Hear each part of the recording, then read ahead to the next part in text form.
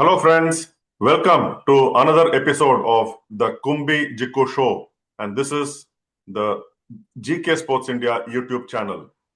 The Indian team for the two test series against the West Indies, the test matches starting on October 2nd, was announced by the chairman of selectors Ajit Agarkar in Dubai on Thursday.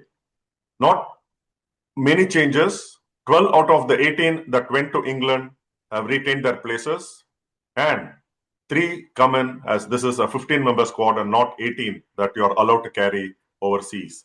And with me to discuss, analyze the squad is K Srinath, player turned umpire. Sri, your initial thoughts on the 15? Any surprises in the squad, which is led by Shubman Gill, and you have a new vice captain in Ravindra Jadeja. Absolutely. I think the selection has taken place on expected lines.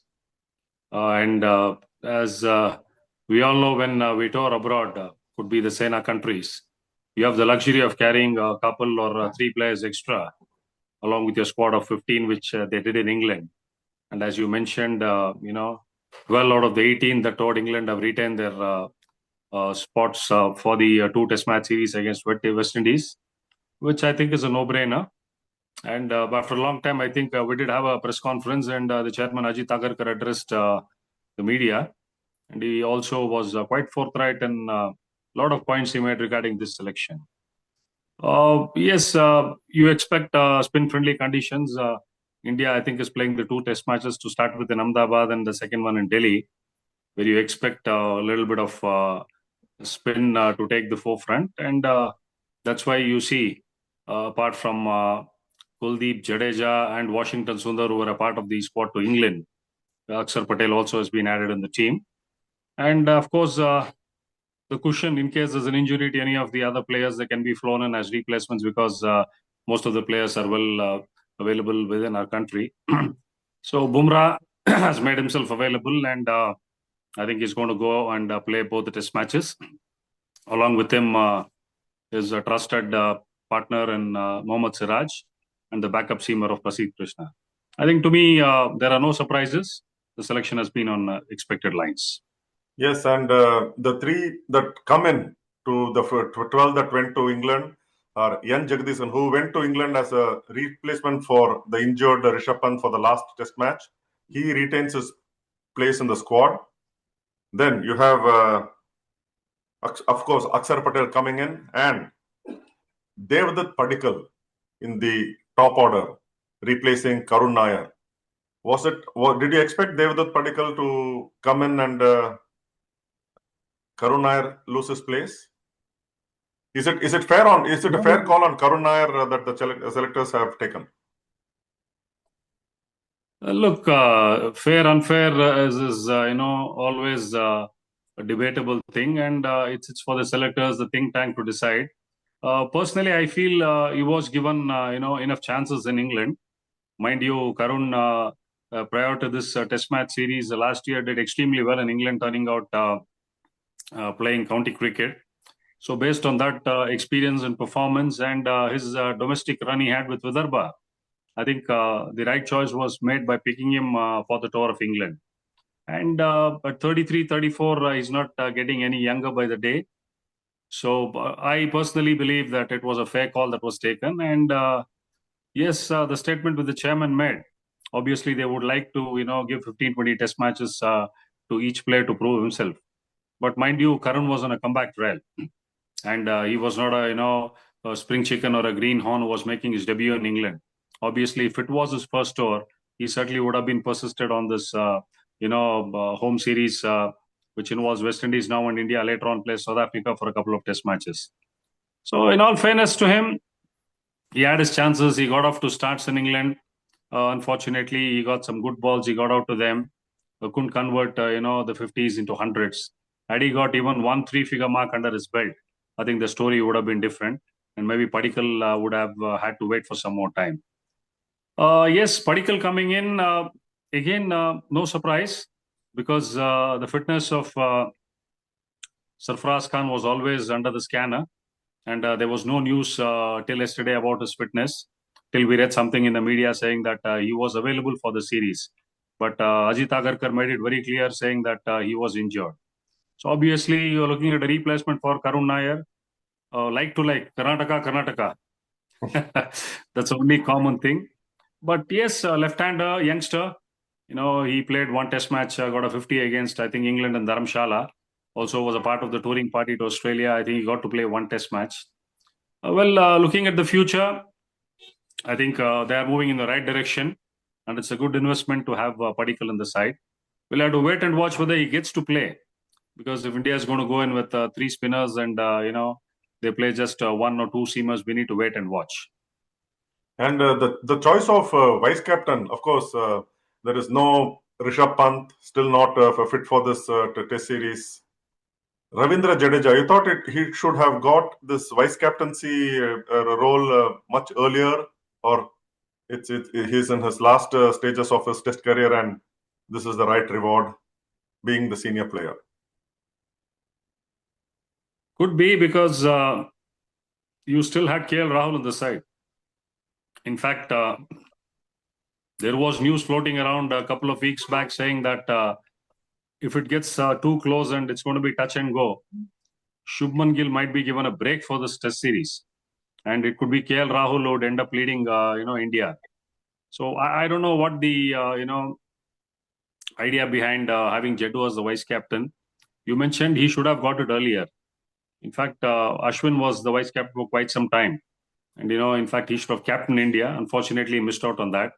So, yes, Jadeja is a seasoned pro, a senior statesman. He's been around for a long time. Maybe, yes, he's called it quits in T20 cricket. He's not a part of the ODI anymore, and he's just figuring in the test match scheme of things. So, could be maybe, a year or two left in him. And that too depends on how many home games India play. This is welcome. 4 games India play at home, and Jaddu will be the trump card. Yeah, richly deserved. But moving forward, what sort of vision the selection committee has in making him the vice captain? Because once Rishabh Pant comes back, I think he would be the automatic choice to become the vice captain. So yes, you can say richly deserved. Maybe I wouldn't say a parting gift, because there's still a lot of cricket left in.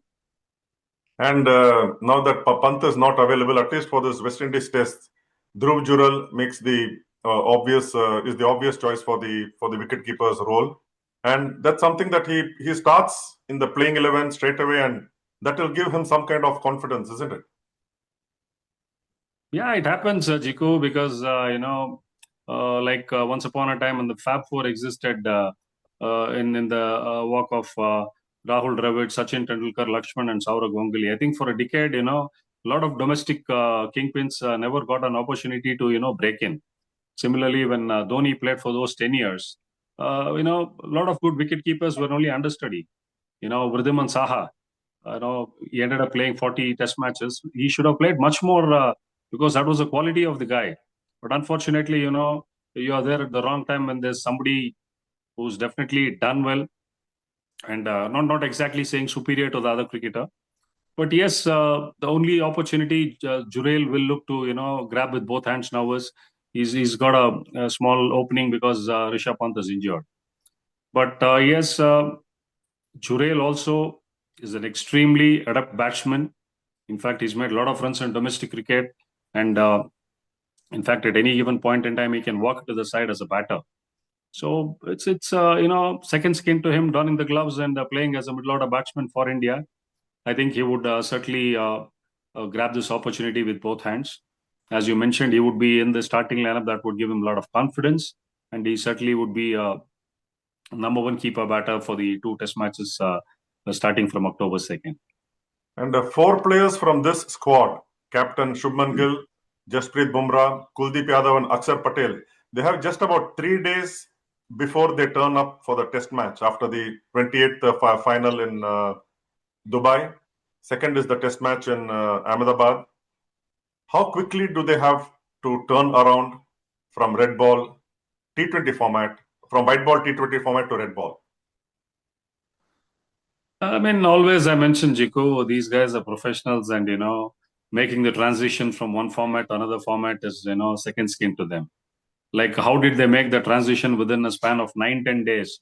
Especially, a lot of guys like Shubman Gill, Sai Sudarshan, most of these guys played the playoffs and the finals in IPL. So a quick turnaround, and the performance is all there in the books. The way India turned out after 2.5 months of the long IPL. So breaks have been there, and T20 cricket, though there's a lot of toll that the body takes on when you play 3.5-4 hours of cricket. But I think they've rested well also, and I don't see any one of them having that lag of playing T20 cricket and getting back into red ball format. And also Shubman Gill, yes, certain he's going to be the captain, he's going to lead the side, but I'm not sure how many spinners India can afford to play because Jadeja is going to be a starter, and Washington Sundar will certainly be playing because of his ability to bat also. If the pitches are going to be extremely spin friendly, who would the third spinner be? It would be a toss up between Kuldeep and Akshar Patel. So yes, I don't find any one of them would find it difficult to just cross over from the shortest format into the longest format. And India will be playing at home for the first time after that 3-0 disaster against New Zealand. They went to Australia, did well. They went to England, but then they'll have some point to prove and guard against complacency or whatever against. Even though if it is the West Indies team which is not doing well for quite some time, they will still be up and going for full throttle, isn't it? Absolutely, it's one of those series where India lost badly to New Zealand. Not that they did extremely bad. Nevertheless, also we should appreciate the way New Zealand played better cricket than India. Certainly, it's course correction, and yes, obviously expect not having lost a series at home for close to a decade. You always expect that India needs to win. That's always the pressure of winning when you turn out. That is expected. But yes, certainly India won't be complacent because it's a WTC cycle where every point is very, very important for you. It could be West Indies, it could be Bangladesh, whoever it is. India would just not put up their feet and relax. They would certainly fire all cylinders and ensure they win both the test matches comfortably and grab all the points that are there on offer. Yeah, I just mentioned about getting those two wins against West Indies. So 2-0, the scoreline for India. Can we finish off with that? Absolutely. I think, India starts as firm favorites, and having known the sort of cricket they've played in the recent past, I would expect India to win both the test matches. Of course, yes, I wouldn't be surprised if West Indies puts up a fight also. You can't say they're pushovers, but the recent decade has seen a decline in West Indies cricket, and a lot of their stars moving away from international duty to get into franchise cricket. Let's hope there is some quality cricket being played, and game stretches into 5 days, where there is some value for money for the audience who come to watch Test match cricket. Yes, 2-0 is what I predict for India. Yeah, that's what most will predict for Indian supporters. On that note, thank you very much, Sri. Good analysis of the Indian squad.